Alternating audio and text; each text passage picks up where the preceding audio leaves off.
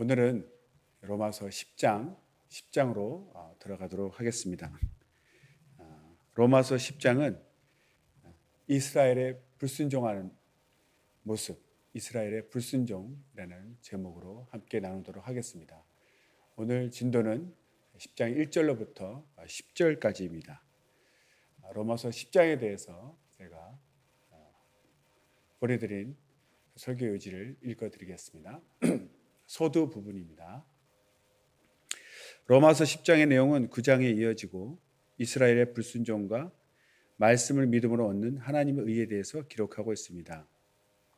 본장 10장은 전반부 15절까지, 후반부 16절에서 21절까지 나눌 수 있는데, 전반부는 이스라엘이 복음을 받아들일 수 있는 기회가 있었지만 스스로 거부하고 율법을 행하여 의를 이루려고 애쓴 것에 대해 기술하고 있으며, 후반부는 하나님을 거역하는 책임이 이스라엘 백성에게 있으며 이스라엘의 불순종으로 이방 민족에게 복음이 미치게 됨을 말하고 있습니다. 구원의 성취는 인간의 행위로는 이룰 수 없으므로 그리스도를 믿는 믿음으로 얻는 하나님의 의를 덧입어야 합니다. 네, 계속해서 우리가 이스라엘 민족을 통해서 배우고 있는 것은 이스라엘 민족이 하나님의 살아계심을 알고 있지만 하나님의 그 이스라엘 민족을 택하신 그 목적, 결국 메시아가 오기까지 그 길을 예비하는 경건한 길을 예비하기 위한 이스라엘 민족을 택했는데도 이스라엘 민족은 그 하나님의 깊은 뜻은 헤아리지 못하고 그냥 자기들이 교만하여져서 자기들의 지식에 빠져서 그 율법을 지켜서 스스로 자기가 의로워지려고 하는, 자기 의를 세우려고 하는 그런 교만한 생각에 빠져 들므로써 하나님의 뜻을 저버리게 되는 것이죠. 그 모든 것을 행함으로써 오히려 이방인들에게 복음이 전파되는 그런 기회가 되었다고 말하고 있습니다. 그래서 결국 구원이라는 것은 인간의 행위로는 이룰 수 없는 것이다. 인간은 타락한 이후 하나님의 거룩함을 이룰 수 없으므로 하나님이 제시하신 방법, 즉 메시아를 통해서 예수 그리스도 하나님의 아들을 믿음으로 말미암는 하나님이 허락하신 의, 하나님이 선물하신 의, 칭의를 통해서 우리가 구원을 받게 된다는 것. 우리가 이룰 수 없는 율법의 요구를 하나님께서 다 아들이 오셔서 다 이루시고 우리의 죄값을 대신 치르시기 위해서 죽으시고 또 부활하심으로써 우리의 모든 죄를 담당하시고 율법의 요구를 이루신 오직 그분을 믿음으로 말미암아 하나님의 은혜로 의를 입는다는 것이 바로 복음의 원리이고 로마서가 말하는 바입니다. 이 모든 것을 아시고 한 절 한 절 다시 또 공부하도록 하겠습니다. 먼저 1절에서 4절까지 읽겠습니다. 형제들아, 내 마음에 원하는 바와 하나님께 구하는 바는 이스라엘을 위함이니 곧 저희로 구원을 얻게 함이라. 내가 증거하노니 저희가 하나님께 열심히 있으나 지식을 좇은 것이 아니라 하나님의 의를 모르고 자기 의를 세우려고 힘써 하나님의 의를 복종치 아니하였느니라. 그리스도는 모든 믿는 자에게 의를 이루기 위하여 율법의 마침이 되시니라. 아멘.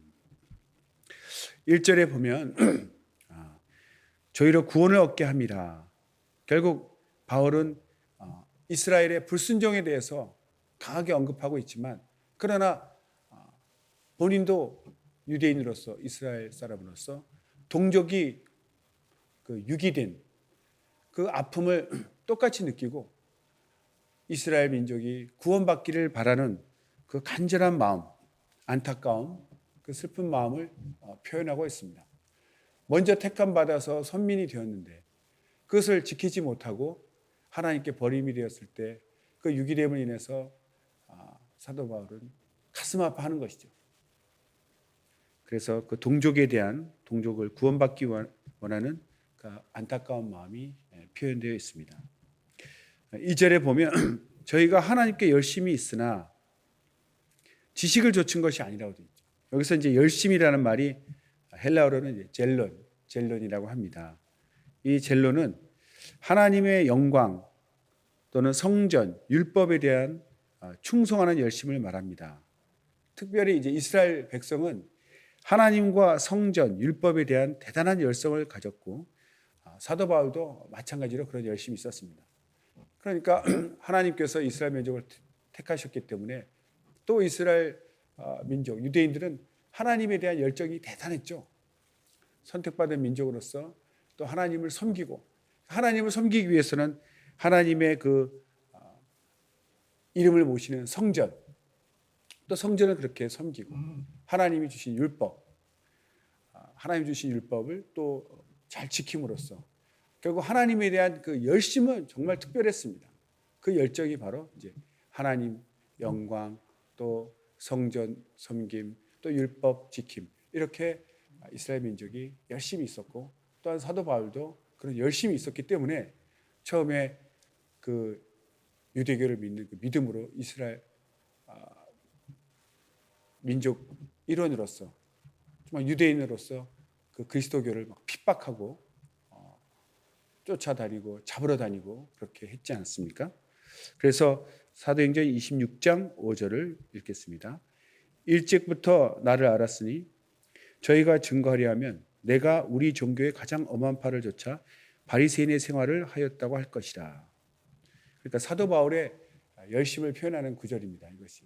그러니까 가장 그 엄한 팔을 쫓아서 그 바리새인의 그 경건함, 정말 바리새인들이 비록 예수님은 그 심령, 마음은 회칠한 무덤이라고 책망하셨지만 그들은 나름대로 그 율법을 지켜서 구원받기 위해서 정말 율법을 지켰기 때문에 그 겉모습은 정말 경건했습니다. 그래서 일반 이스라엘 백성들은 바리새인을 존경했죠. 외모로는 아주 경건하고 율법을 잘 지켰기 때문에. 이렇게 사도 바울도 굉장히 하나님에 대한 열심이 특심이었습니다. 그런데 그렇게 열심히 있었지만 지식을 좇은 것이 아니다. 그 말은 무엇이냐면 하나님의 살아계신 것만 알았고 그 이상의 지식, 즉 구원을 주시는 하나님의 지식은 몰랐기 때문에 그들이 그 완고한 마음, 그 고집 때문에 하나님의 그 예수님을 보내시는, 메시아를 보내시는 그 뜻을 파악하지 못하고 오히려 자기 열심, 자기 의를 세우려고 했다는 것이죠. 그러니까 열심은 있으되 하나님의 지식이라는 건 무엇이냐면 하나님의 계획, 하나님의 깊은 뜻을 파악하고 그것을 따르면서 열심을 내야 되는데 하나님의 계획, 지식은 제쳐두고 그저 자기 생각으로 열심을 냈다는 거죠. 그러니까 기차가 정말 빠르게 잘 달리는 것도 중요하지만 항상 레일이 깔려 있고 그 기찻길을 따라서 달릴 때 탈선하지 않고 목적지까지 도착을 무사히 하게 됩니다. 그런데 레일을 벗어나서 그저 자기 힘만 믿고 달리면 결국은 낭떠러지로 떨어지거나 탈선해서 큰 사고가 나겠죠. 그런 것입니다. 그러니까 이 열심이 그 기차의 엔진이라면 그 지식은 레일과 같은 것이죠. 그러니까 우리가 신앙생활 하더라도 언제나 말씀, 하나님의 뜻 안에서 그 위에서 우리가 열심을 낼 때 그것이 온전한 순종이고 하나님 마음에 합한 것이고 하나님을 기쁘시게 하는 그런 열심이 되겠죠. 그래서 항상 하나님에 대한 바른 지식, 구원을 주시는 그 지식, 그 하나님의 계획과 뜻을 항상 수반하는 그 위에서, 그 안에서 함께 가야 된다는 것을 말하고 있습니다. 그러니까 지식을 좇지 않는 그 열심은 오히려 비난받는 이유가 되는 것이죠. 우리도 이렇게 신앙생활 하다 보면 성격적으로 그런지 원래 열심히 있는 분들은 정말 열심히 합니다. 뭐든지. 그러나 계명을 따라 순종하면서 열심히 내는 것이 아니라 그저 자기 생각대로 막 열심을 내서 주변 많은 사람들 마음에 힘들게 하고 시험 들게 하고 눈살 찌푸리는 행동을 하게 됩니다. 그걸 깨닫기 전까지는 잘 모르는 것 같아요. 그래서 항상 내가 열정이 있더라도 성경을 깊이 상고하고 하나님 말씀에 자기가 합하게 행동하고 있는 것인지, 그냥 자기 소견대로 판단해서 열심을 내면 오히려 많은 사람들을 시험 들게 하고 상처 주게 되고 결국 하나님으로부터 책망을 받게 될 것입니다. 그래서 계속해서 3절, 그 열심히 지식을 쫓은 것이 아니라 하나님의 의를 모르고 자기 의를 세우려고 힘써 하나님의 의를 복종치 아니하였느니라. 그러니까 하나님의 의는, 하나님의 원래 계획은 예수 그리스도를 보내서 하나님의 아들이 율법의 모든 요구를 이루시고 하나님의 아들을 믿음으로 하나님이 주시는 그 의로서 구원에 이르게 하는 것이 하나님의 원래 계획이고 뜻이었는데, 그 생각까지 미치지 못하고 그냥 선택받은 그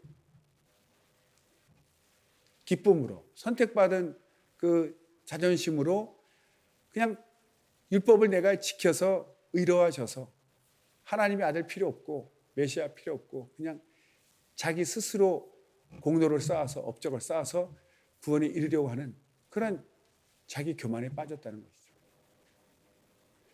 이것이 비단 이스라엘 민족만 그런 것이 아니라 우리의 신앙생활도 자칫 잘못하면 그럴 수 있습니다. 기본적으로 하나님의 의로 구원받는다는 것 자체가, 인간은 스스로 구원에 이를 수 없고 인간은 스스로 의를 쌓을 수 없기 때문에 하나님이 그 모든 걸 아시기 때문에 아들을 통한, 믿음을 통한 의를 주신 거죠. 그러니까 이것은 우리 행위에서 난 것이 아니라 하나님의 선물이라고 되어 있습니다. 그러니까 우리는 항상 선물로 받은 의이기 때문에 내가 내 업적, 내 공로로 받은 것이 아니기 때문에 늘 우리는 감사하고 겸손하죠. 그래서 진정으로 복음을 아는 사람, 하나님의 의를 힘입어 의인이 된 사람들은 늘 하나님 앞에 겸손하고 감사합니다. 그 모습이 이제 성도들 사이에서도 항상 겸손한 모습, 감사하는 모습으로 나타나는 것이죠. 그런데 이 하나님의 의를 모르면 비단 그 옛날 이스라엘 백성뿐만 아니라 지금도 뭔가 자기가 특별나서 하나님이 나를 이뻐할 만한 무언가가 갖고 있다고 생각해서 자기가 특별히 하나님께 인정받은 것처럼, 그래서 사람들 앞에서 자랑하고 과시함으로써 부끄러운 모습을 하고 있는 거죠. 그 주변에 있는 사람은 얼마나 걱정하겠습니까? 자기 의로 기뻐하고 그저 자기 열심으로 남 판단하고 자랑하고 남을 무시하면서 신앙생활 하는 사람 보면 너무 안타깝고 불안하죠. 빨리 깨닫기를 바라는데 본인은 또 모릅니다. 자기가 얼마나 지금 부끄러운 일을 하고 있는지. 모르니까 그런 일을 하겠죠.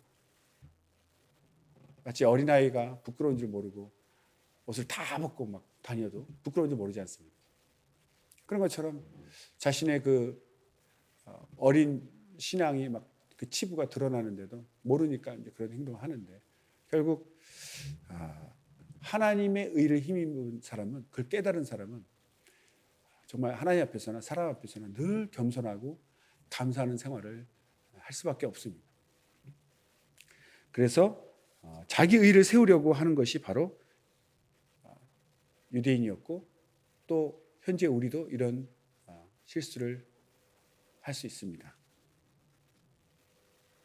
그러니까 자기 의를 세우는 사람은 예수 그리스도를 그렇게 의지하지 않고 예수 그리스도 공로를 별로 생각하지 않습니다. 그래서 온전한 신앙이라고 말할 수 없는 거죠. 4절을 다시 읽겠습니다. 4절. 그리스도는 모든 믿는 자에게 의를 이루기 위하여 율법의 마침이 되시니라. 그렇죠. 하나님께서 보내신 그리스도가 모든 믿는 자에게 의를 이루기 위하여 율법의 마침이 되었다. 그러니까 모든 믿는 자에게 의를 이룬다는 것은, 즉 예수 그리스도는 칭의의 근원이고 이유입니다. 예수 그리스도를 믿음으로 하나님이 주시는 의, 그것을 우리가 받음으로 의인이 됐죠. 칭의라고 합니다. 인정받는 의. 그래서 의라는 것은 이제 디카이오시네라고 헬라어로 합니다. 이 의가 바로 우리가 구원받는 유일한 길이라는 거죠. 의인만이 천국에 들어갈 수 있고, 천국이라는 것은 악인은 들어올 수 없는, 죄인은 들어올 수 없는, 오직 의인만 들어갈 수 있는데, 그 의가 바로 하나님 주신 의로 우리가 받고 들어갈 수 있는 자격을 얻게 되는 거죠.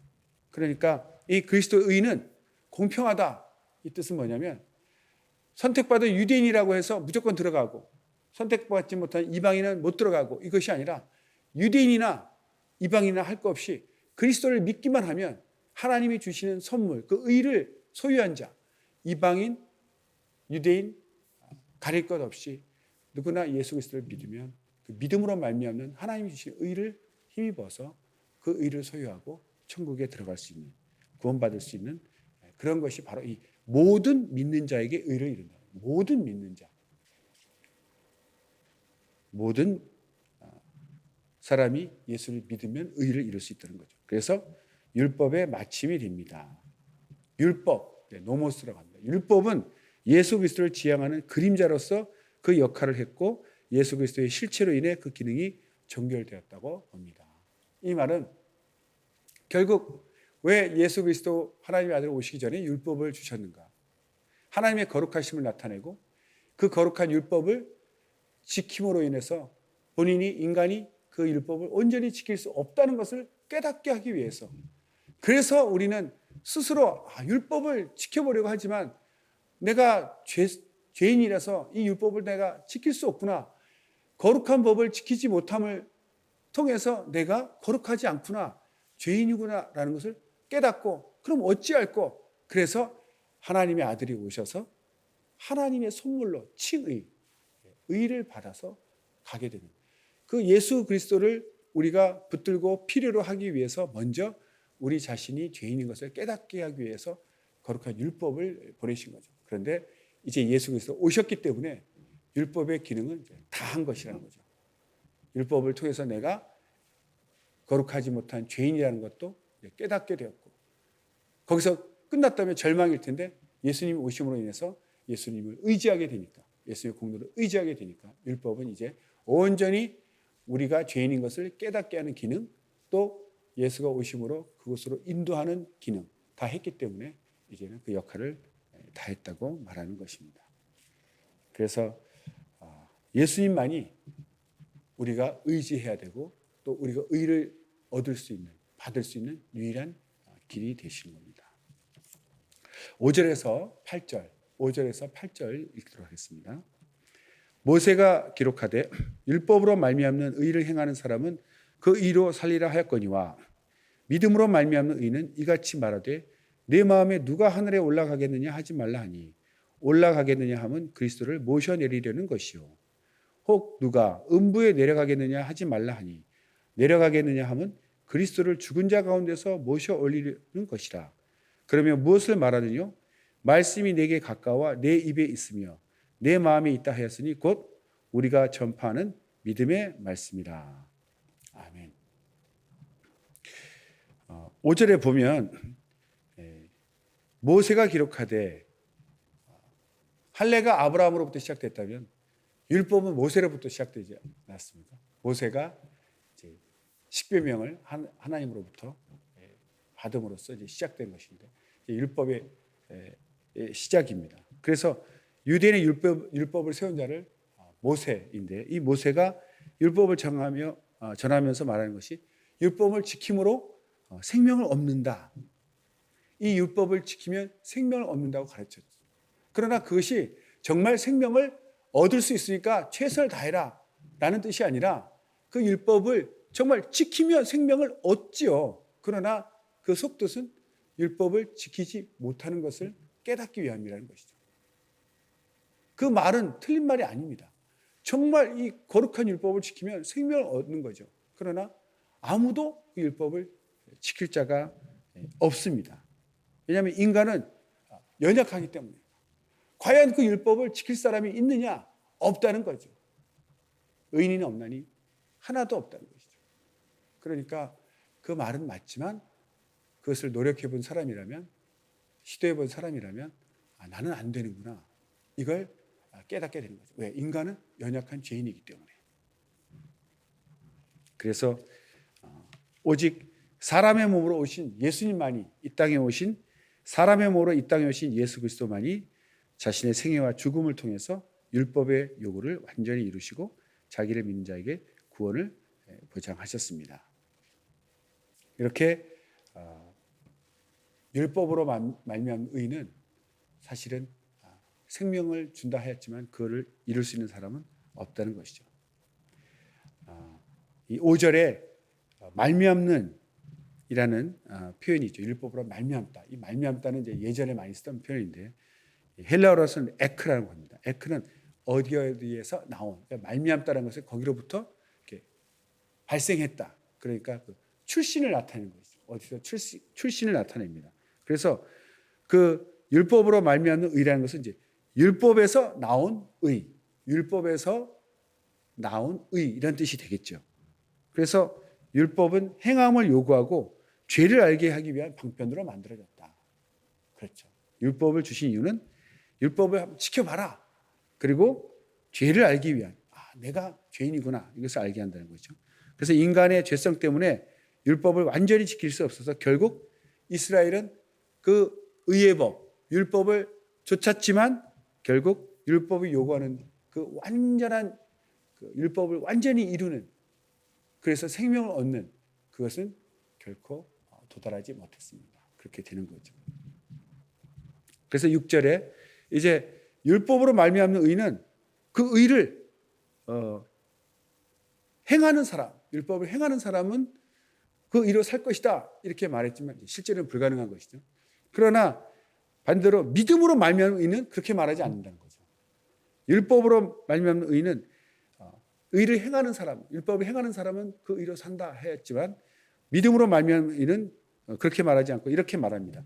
내 마음에 누가 하늘에 올라가겠느냐 하지 말라 하니, 올라가겠느냐 하면 그리스도를 모셔내리려는 것이요. 이 6절, 7절 읽으면 굉장히 좀 이렇게 문장이 좀 어렵다는 걸 느낍니다. 그래서 저도 다른 성경 버전을 이렇게 여러 개를 읽어봤는데 이 좀 어려운 부분이죠. 그래서 저도 100% 정확하게 설명할 수 없다는 것을 사실 말씀드립니다. 그래서 이 6절, 7절, 8절이 사실은 이제 신명기 30장 11절에서 14절까지 말을 인용을 한 것입니다. 사도 바울이 인용을 한 것인데 그 먼저 신명기 30장 11절로 14절까지 그 인용된 문장을 먼저 읽어드리겠습니다. 내가 오늘날 내게 명한 이 명령은 내게 어려운 것도 아니요 먼 것도 아니라 하늘에 있는 것이 아니니 내가 이르기를 누가 우리를 위하여 하늘에 올라가서 그 명령을 우리에게로 가지고 와서 우리에게 들려 행하게 할까 할 것이 아니요 이것이 바다 밖에 있는 것이 아니니 내가 이르기를 누가 우리를 위하여 바다를 건너가서 그 명령을 우리에게로 가지고 와서 우리에게 들려 행하게 할까 할 것도 아니라 오직 그 말씀이 내게 심히 가까워서 내 입에 있으며 내 마음에 있은즉 내가 이를 행할 수 있으리라. 이 신명기에 기록된 이 말씀은 그러니까 그 말씀이 결국 내 입에 있고 내 마음에 있어서 가까이 있기 때문에 그것을 쉽게 지킬 수 있을 것이다 이렇게 표현하고 있는 거죠. 그러니까 하늘에 있어서 하늘에 가서 가져올 것도 아니고 먼 바다 밖에 있어서 바다를 건너가서 가져올 수 있는, 그렇게 멀리 있고 어렵게 구해올 수 있는 것이 아니라 바로 내 입에 있고 내 마음, 결국 가까이 있다, 이제 이런 표현입니다. 그런데 이것을 인용해서 사도 바울이 말한 이유는 누가 하늘에 올라가겠느냐, 결국 신명기에서도 말했지만 굉장히 어렵게 말하고 있는 거죠. 누가 하늘에 올라가겠느냐, 하늘로 올라갈 수 없다는 걸 얘기하고 있는 거죠. 그리고 누가 하늘로 올라가겠느냐 하는 것은 그리스도를 모셔내리는 것이요 이렇게 표현하고 있습니다. 그것은 바로 예수 그리스도가 우리를 위하여 죽으시고 부활하신 그 승천하신 사실을 믿지 않기 때문에 누가 하늘에 올라가겠느냐, 그럴 수 없다. 결국 하늘에 올라가겠느냐, 그럴 수 없다. 이 얘기는 예수 그리스도의 승천을 믿지 않는 것이죠. 그렇게 얘기하지 말라는 거죠. 믿음으로 말미암는 의는 예수 그리스도를 부활 승천하신 하나님의 아들이시다라고 말하고 있기 때문에 그것을 믿지 않고 누가 하늘로 올라가겠느냐, 아무도 없다. 그 얘기는 결국 예수님 부활 승천하지 못했다. 예수님을 하늘로부터 내리려고 그런 말을 한다는 거죠. 그렇게 말하지 말라. 이런 뜻이고 7절에 누가 음부에 내려가겠느냐 하지 말라 하니 내려가겠느냐 하면 그리스도를 죽은 자 가운데서 모셔 올리려는 것이다. 그러니까 마찬가지로 누가 음부에 내려가겠느냐? 아무도 내려갈 수 없다. 이렇게 말하지 말라는 거죠. 왜? 음부에 내려가겠느냐? 이게 인간으로서 불가능한 것이다. 결국 예수님 그 죽으심을 믿지 않는 것이죠. 부인하는 겁니다. 그러니까 예수님이 죽지 아니하시면 부활해서 승천하시는 것도 없는 일이죠. 그러니까 누가 인간으로서 불가능한 일을, 즉 음부에 내려가고 하늘로 올라가는 일을 하겠느냐? 그렇게 말하지 말라고 믿음으로 말미암은 의인은 얘기한다는 것이죠. 왜? 사람은 못할지라도 하나님의 아들은 우리 위해서 대신 죽으시고 음부에 내려가셨고 또 실제로 부활 승천하셔서 하늘에 오르셨기 때문에 그렇게 누가 올라가겠느냐, 누가 음부에 내려가겠느냐 이런 식으로 말하지 말라는 것이죠. 사람으로서는 할 수 없지만 하나님의 아들은 하셨기 때문에 그렇게 누가 올라가겠느냐, 누가 음부에 내려가겠느냐, 누가 하늘에 올라가겠느냐 이렇게 말하는 것은 예수님의 죽으심과 부활을 믿지 않기 때문에 그렇게 얘기하는 것이죠. 그러나 우리는 그것을 사실로 믿고 그걸 믿기 때문에 그 믿음으로 말미암아 의를 얻게 되는 것이죠. 그러니까 믿지 않는 자들, 예수님의 죽으심과 부활을 믿지 않는 자들은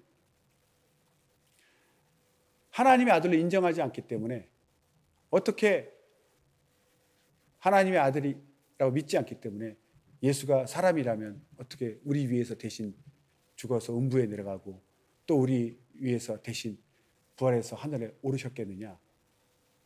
그렇게 말하지만 믿음으로 말미암은 의인은 그렇게 말하지 말라. 예수님은 하나님의 아들이시기 때문에 우리 위해 죽으셨고 또 우리 위하여 부활하시고 승천하셨다.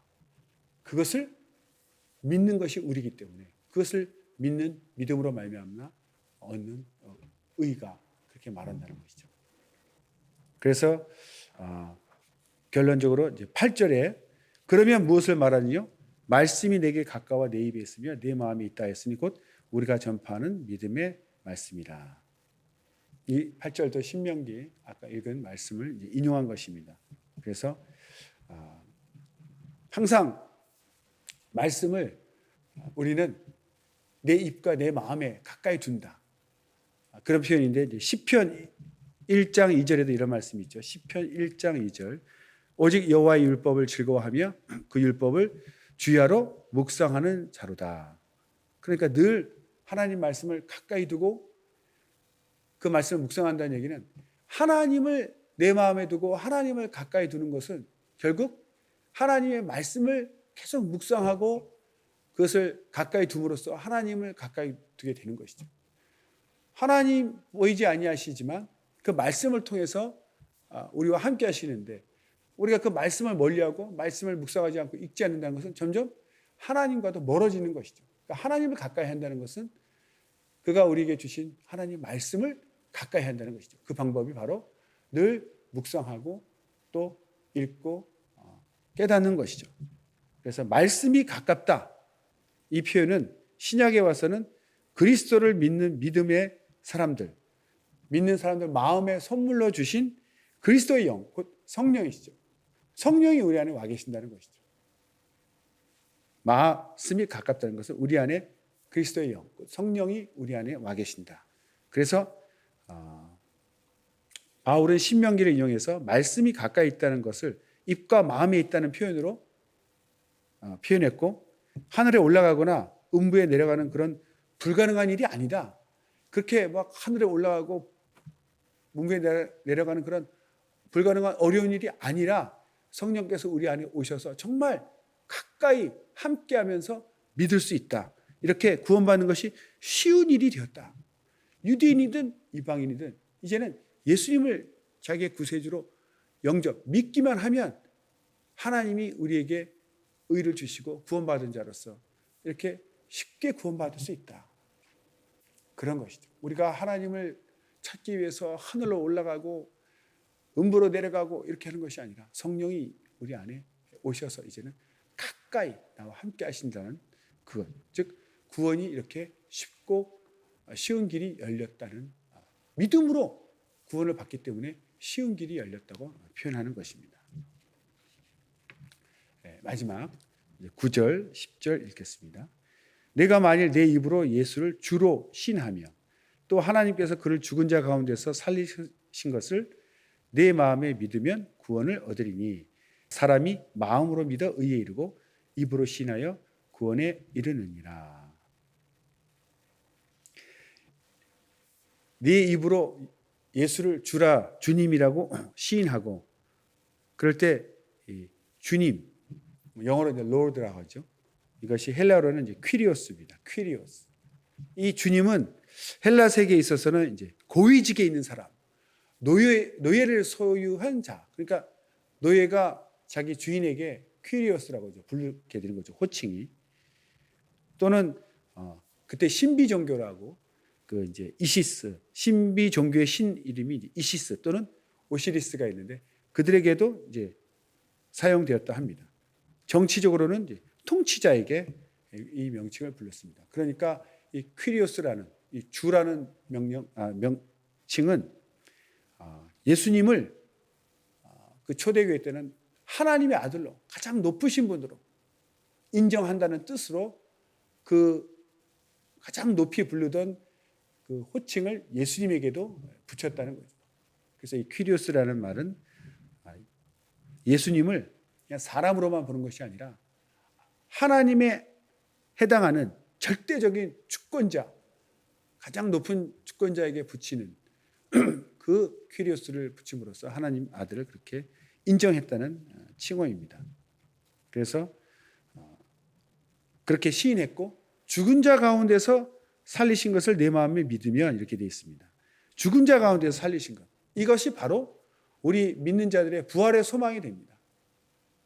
우리에게 부활이라는 소망이 없으면 우리가 이렇게 핍박받고 무시당하고 믿음을 지켜갈 이유가 전혀 없는 것이죠. 결국 우리는 그리스도의 부활이 우리 신자들의 부활 소망을 주시는 것입니다. 부활의 첫 열매가 되셨죠. 그래서 우리도 믿게 되는 것입니다. 만물을 주관하시는 만유의 주 예수님에 대해서 모든 자들이 그리스도 앞에서 무릎을 꿇고 예수님의 주되심을 시인하게 되는 것이 바로 죽은 자 가운데서 살아나신 하나님. 어떤 인간도 부활한 자가 없습니다. 그래서 예수님만이 부활을 통해서 하나님의 아들로 증명되셨고 또 의인이라는 것이 증명되셨고 그것이 곧 하나님께 속한 자, 예수께 붙은 우리에게도 부활의 소망이 되는 것입니다. 그다음에 내 마음에 믿으면 이런 표현이 있습니다. 입으로 시인하는 것, 또 마음으로 믿는 것, 사실 불가분의 관계죠. 내가 마음으로 믿었다면 당연히 입으로 시인하는 것이죠. 정말 믿었다면. 만약 입으로 시인하지 않는다면 마음으로 믿었다는 것을 확인할 수가 없습니다. 마음이라는 것은 보이지 않는 것입니다. 그러니까 내가 내 안에, 보이지 않는 내 안에 마음으로 믿었다는 것을 밖으로 표현하는, 나만이 알고 있는 이 믿음을 밖으로 표현하는 것이 바로 입으로 시인하는 것이죠. 우리가 누구를 사랑하게 되면 마음으로 사랑하고 있습니다. 그러나 이것을 입으로 시인하지 않으면, 사랑한다고 표현하지 않으면 알 길이 없습니다. 그래서 입으로 시인하는 것이 중요한 것이죠. 그래서 마음으로 믿는 만큼 입으로 시인하게 됩니다. 사랑도 많이 하게 되면 정말 그 입으로 표현할 때도 정말 많이 크게 표현하겠죠. 또 선물을 사줄지라도 아주 좋은 거 사주게 되겠죠. 그러니까 입으로 시인한다는 것은 내 마음의 믿음의 분량과 이제 비례하게 된다. 이것은 당연히 외식적이지 않은 진정한 신앙 고백을 전제로 한다. 즉 믿지도 않으면서 입으로만 그냥 믿습니다 하는 그런 것을 말하는 것이 아니라 진짜 믿고 있다면 입으로 신하게 된다는 것입니다. 10절에 이제 사람이 마음으로 믿어 의에 이르고 입으로 신하여 구원에 이르느니라. 이게 이제 제대로 된 순서겠죠. 먼저 마음속 안에 믿어서 그것이 의가 되고 의에 이르고 그것을 입으로 시인하여 구원에 이른다. 그런데 9절에서는 이 역순으로 표현되어 있죠. 먼저 입으로 주로 시인하고 그 다음에 이제 믿으면 이렇게 표현이 되어 있는데 그것은 이제 10절에서 순서를 이제 바로 잡았습니다.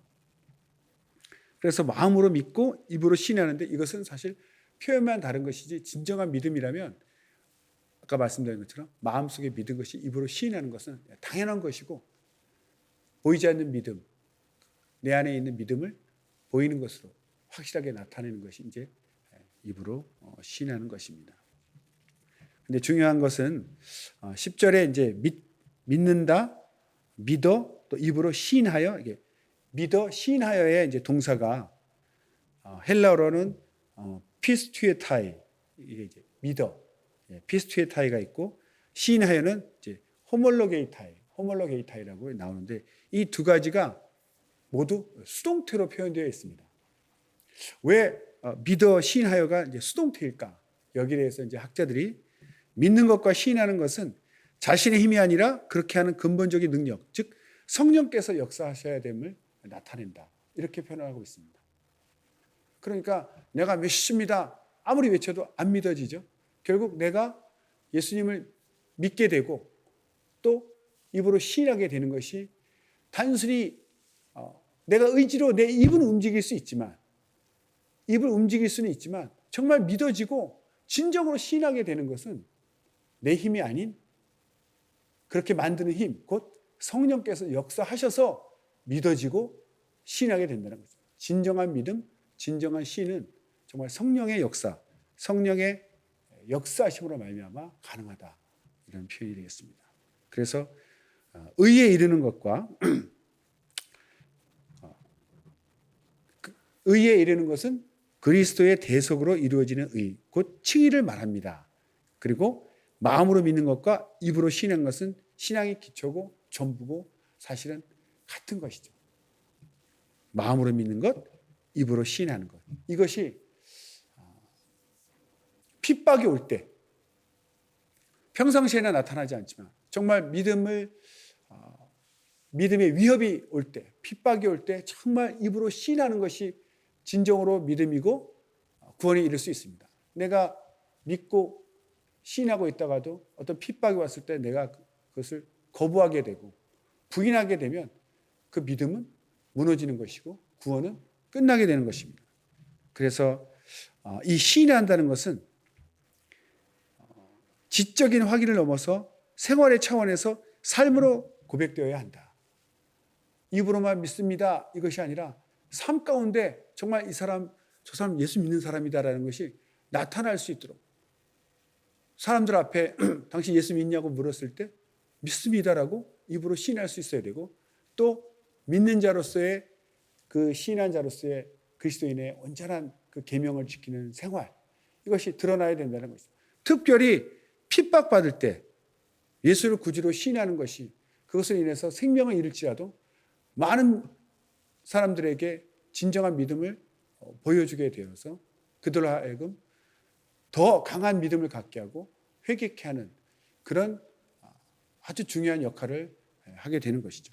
특별히 이 많은 역사 속에서 하나님의 교회가 성장하고 확장되어져 나갈 때 그 많은 핍박, 모진 어려운 가운데서도 교회가 성장할 때는 항상 이렇게 믿음을 고백하는, 시인하는 역사가 있었다는 것입니다.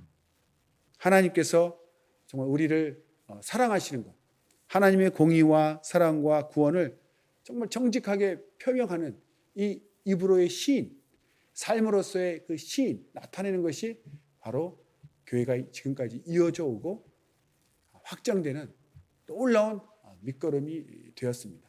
그래서 마음으로 믿은 만큼 우리가 입으로 시인하게 되는 것이지만 이 시인한다는 것이 진정으로 내 믿음을 증명하는 것이고 하나님 인정하는 것이고 그것이 바로 내 믿음을 지키고 교회를 지키는 가장 중요한 가장 기초이면서도 전부인 교회를 지키는 가장 소중한 것임을 나타내고 있습니다. 그래서 오늘 배운 말씀은 믿음으로 말미암는 의. 정말 하나님의 아들을 믿음으로 말미암는 이 의가 바로 우리를 구원하는 유일한 길이고 하나님이 우리에게 주신 가장 쉬운 길, 쉽다는 것이 내 입장에서는 쉽지만 내가 쉬운 이유는 하나님이 모든 어려움을 담당하셨다는 뜻이 됩니다. 예수를 믿지만 우리가 믿음으로 의를 얻었다. 정말 쉽고 편한 길을 하나님 마련하셨다 하지만 좀 철없는 어린아이 같은 생각으로 너무 쉽다. 그저 기뻐할 것이 아니라 세상에 공짜는 없습니다. 내가 편하다는 것은 누군가 고생했기 때문에 내가 집에서 바로 음식을 먹을 수 있다는 얘기는 정말 아내가 누군가 음식을 만들어 줬으니까 내가 먹기만 하면 되는 것이죠. 그런 것처럼 내가 이렇게 편하게 믿을 수 있다는 것은 예수님이 내가 담당해야 될 모든 고난과 핍박을 대신 담당하셨기 때문에 우리는 믿기만 하면 되는 것이죠. 그래서 그저 이렇게 예수 믿는 것이 쉽고 편하다니 정말 기쁘다, 감사하다 이렇게 간단히 생각할 것이 아니라 정말 내가 이렇게 쉽게 믿을 수 있도록 하나님의 아들이 모든 어려움, 내가 겪어야 될 모든 어려움을 다 담당하셨구나라는 것을 정말 깨닫고 깊은 감사, 깊은 기쁨, 깊은 감사로 겸손하게 하나님을 높여야 될 것입니다. 이렇게 하나님의 공로를 깨닫고 믿는 사람은 이제 그 깨달음이 내 마음의 눈을 열어서 이 세상에 다른 모든 많은 사람들이 이루어놓은 모든 공로들, 업적들을 내가 누리고 사는구나. 그래서 정말 범사에 감사하게 됩니다. 하나님 앞에서도 감사하지만 내가 물론 돈을 내고 버스를 타고 기차를 타고 간다 하지만 그 돈 몇 푼이 아니죠. 그 기차값을 내고 우리가 기차를 타지만 나에게 직접 기차 만들어서 타고 가라 이럴 때 몇 천만 년이 걸려도 내 능력과 지혜로 기차를 만들 수 있을까요? 누군가 만들어 놓은 것을 대중에게 또 국가에서 싸게 이렇게 요금을 정했기 때문에 타고 다니는 거 아닙니까? 왜 이런 말씀을 드리냐면 제가 이제 차를 타거나 기차를 타거나 이렇게 교통편을 많이 이용하는데 누군가에게 고속도로를 만들지 않고 그렇다면 누군가의 차를 발명하지 않았다면 내가 정말 얼마나 힘들게 살았을까? 내가 아닌 누군가가 만들어 놓은 많은 그런 업적들, 공로들, 발명품들 때문에 나는 이렇게 편하게 살고 있구나. 이런 것을 이제 깨닫게 되었다는 것이죠.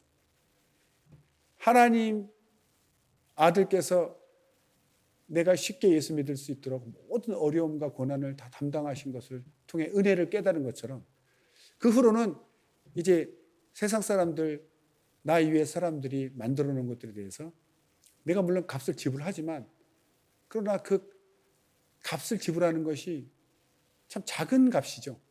내가 직접 그것을 다 해야 된다면 얼마나 힘들고 오래 걸리겠습니까? 불가능에 가깝죠.